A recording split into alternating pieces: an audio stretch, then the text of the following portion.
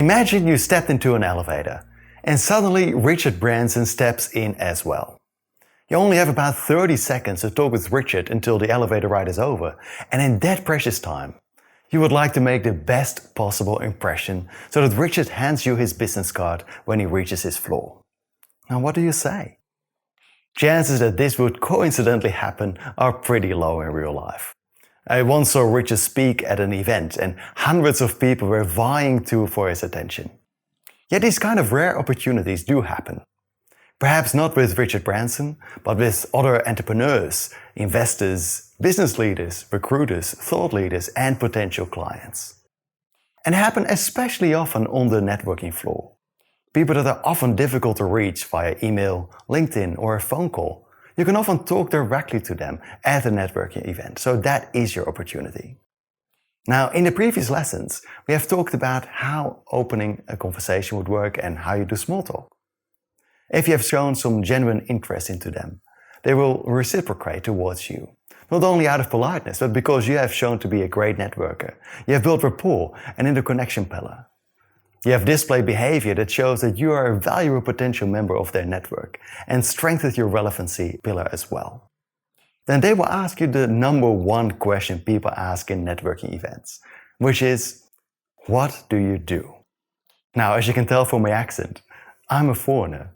English is my second language. Yet in this line I see two verbs, do and do. Yet most people answer it with a noun, like I'm an accountant, or I'm in marketing, or I work for a consultancy company. Now, there's nothing wrong with these kind of answers per se, but they do not make you shine.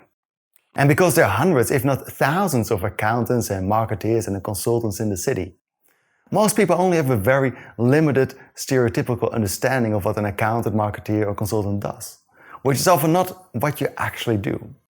So if you just respond with the title that is on your business card, you don't stand out. You look like all the other thousands that are in the city. So you want to articulate what your profession actually is about. Also, just saying your title doesn't make you memorable either. So I'd advise to say something different. People have a few dozen conversations on the networking floor and quickly forget about what you are about and what you do. So you'd want to say something that makes you stand out, be memorable, and explains what you actually do in a few words.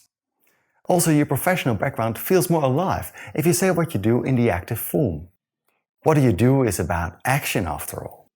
Think about the big goal that you're aiming for in your professional life, more so than what the title is. And in saying that, you would want to articulate what people can call you for, what makes you relevant to their network, so that your network actually starts to work for you and you get referrals through them.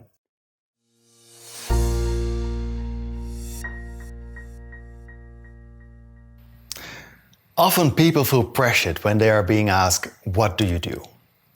It is a professional networking function after all, so they think they need to squeeze in as many buzzwords as possible or make the very best impression possible.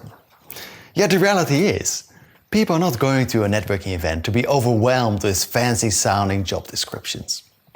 People are there to make a connection and see if there is potential for more. And also, people you talk with on the networking floor are not going to remember everything you say in your elevator pitch. Their mind might be partly with the previous conversation they have just had, or already thinking of the person they want to speak with next. So you don't have the full attention span like you would have at a boardroom presentation. So you want to make the elevator pitch short and simple, yet interesting. If you feel the work is relatively broad and general, try to think of the one or two elements that make it specific. Specific is memorable. If you feel the work is quite niche, articulate that, but just make sure that people outside of your field can relate and understand. Try to say it in layman's terms. Another way to explain what you do is a simile.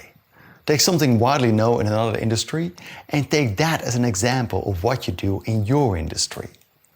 For example, if you work for a challenger brand in your industry and it's too complicated to explain how it works, just say we are like the budget airline in the X industry, or we're like the Airbnb in the Y industry.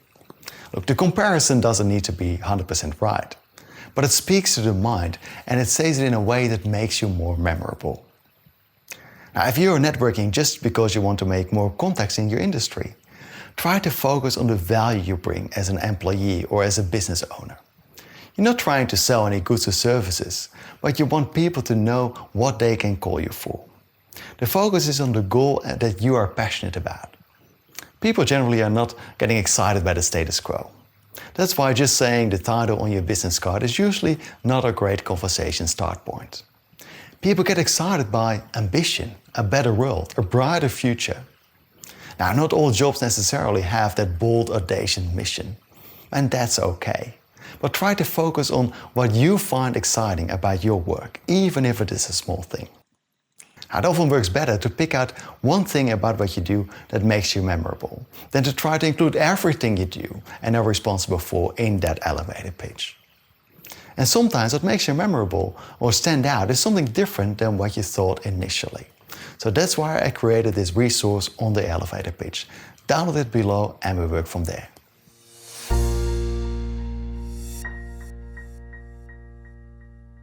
Every elevator pitch is different.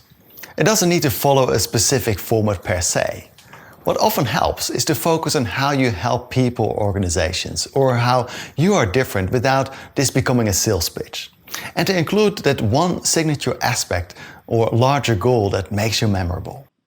Now, that doesn't necessarily need to be something that you could win the Nobel Prize for. Just mentioning the problem you're trying to solve, or just specify the industry you already makes your elevator pitch more specific. Remember that specific is memorable, generic is usually not. For example, if you were to meet a consultant who consults in about anything, well, you're not too sure whom you could refer this person to. But if you were a consultant within the building industry, for example, it's already easier to remember and easier to refer work to. I have two exercises for you.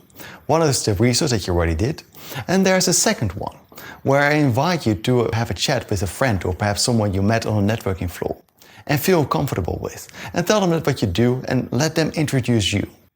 Now, this may sound funny, because you already know what you do, right? But often people pick up on the uniqueness of your work that you may not be aware of.